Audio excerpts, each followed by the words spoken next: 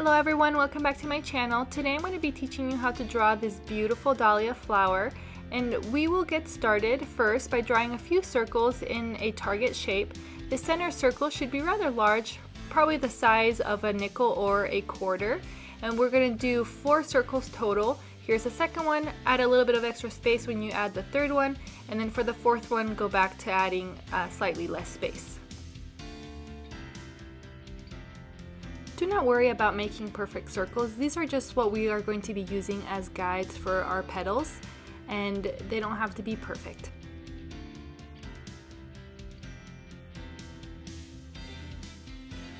We're going to get started with the petals that make up that very iconic dahlia center, and these petals, they're going to look kind of like teardrops all facing inward, and the reason they look like this is because they are folding into the center of the flower, and so we're seeing the back side of them, not the inside part, whereas the other petals that we're going to add, we're going to be seeing the inside as they fold away from the center.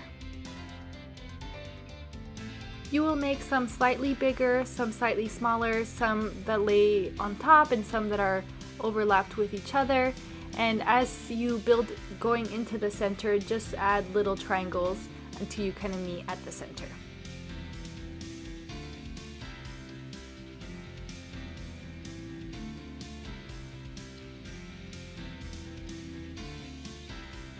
Once you finish with the center, the next step is going to be to add that first layer of petals outside of the center, and that is why we have that center circle. But that being said, this second circle is the guide for most of the petals, but not all of them will reach the line. Some will only reach halfway to it, some will reach the line, and some will go slightly past it.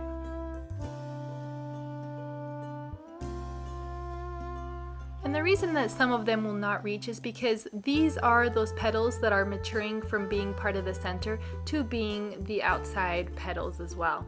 And so build some behind these little petals that you did like this, and like you can see, this one went slightly past that line, this one went to the line, and you can add little folds to these as well.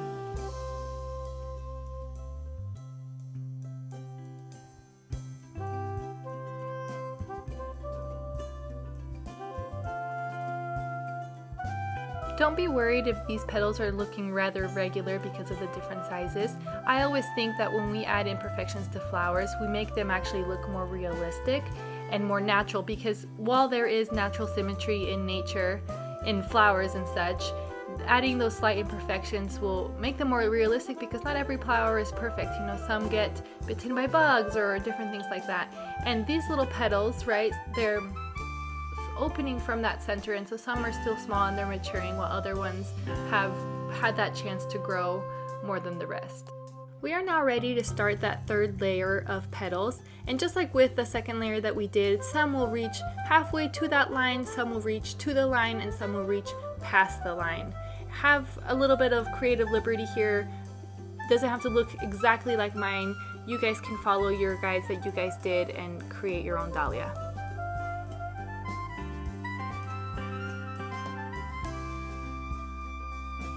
Make sure as you're adding petals that you're adding slight folds to some of them, just to add that variety.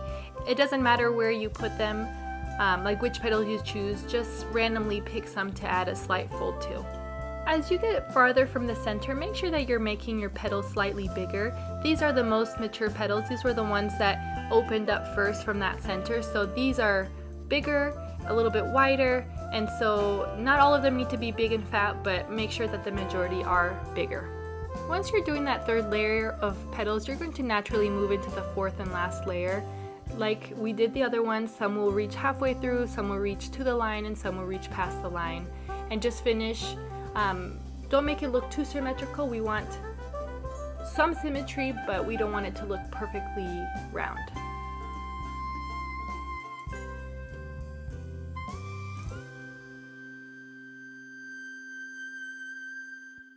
As you're finishing up this fourth layer of petals, you're also going to kind of add what I like to call kind of a secret layer of petals. These are the ones that are at the very bottom of the flower, kind of peeking through, and there won't be a ton of them, but there will be some small tips that you can kind of see poking through behind those larger petals.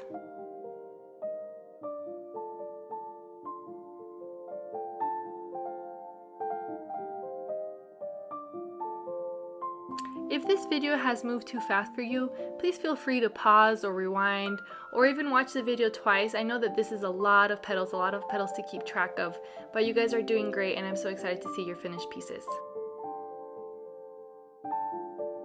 Once you have finished adding all of your petals, make sure to erase your pencil lines and be careful to not smudge your pen. If you picked a pen that smudges, wait a few minutes and let the ink dry before you begin erasing. The final step is going to be to add the details, and with so many petals this part is going to take a long time. If you need to come back to it another time, that's totally okay. Feel free to pause or rewind or whatever you need, and this part should be relaxing, so I'm going to let the music do most of it. If I have other tips, I'll make sure to pipe in, but for the most part I want you to just follow along and add the details to your flower. I am going to speed up this part a little bit because I don't need you guys watching 10 minutes of details. This is something that once I give you the basics, you can pick up and be able to do the rest. That being said, I do want to share my top tips about adding details to flowers. My first tip is to make sure that you add a variety of length of lines. You don't want them all to be the same length or your flower is going to look really static and unrealistic. Tip number 2 is to add a slight curve to your lines so that it actually looks like the flower is bending and folding. My third tip that is specific to dahlias is that at the tip of the petals, add 2 lines coming down because the tips of the petals kind of tend to be folding into itself a little bit, and so this 2 detail lines will actually make it look like the tip is folded slightly. And my last tip is to rotate your paper as you're drawing the detail lines. If you try to twist your arm instead, the lines might be shaky or not the way that you want, so make sure that you just rotate it to where it feels comfortable.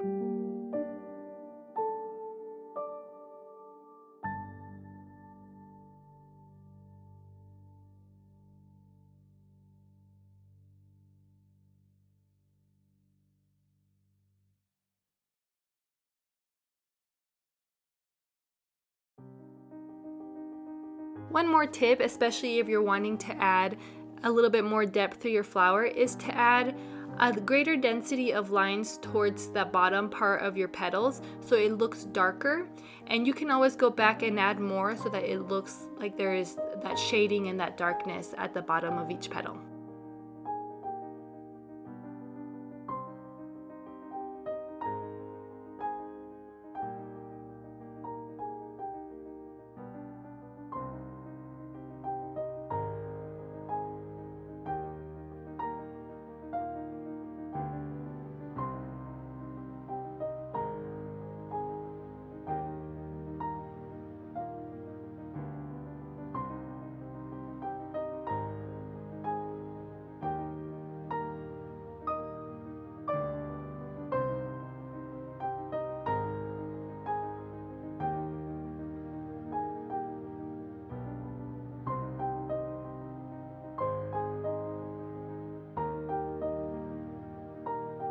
I'm so sorry if you feel like this is taking forever. I know that it is a lot of petals and you're drawing hundreds of lines in order to add these details, but I promise you that adding the details will take your flower to the next level and make it look more realistic and more beautiful.